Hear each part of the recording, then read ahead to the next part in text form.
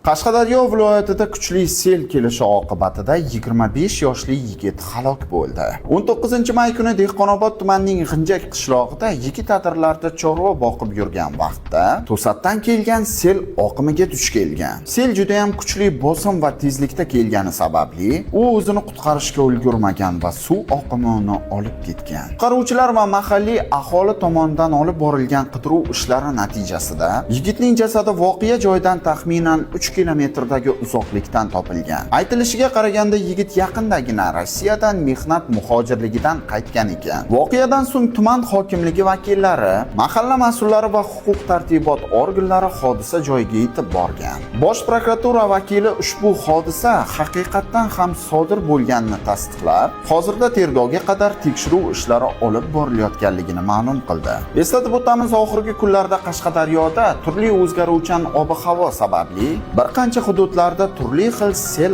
oqimlari vujudga kelgan.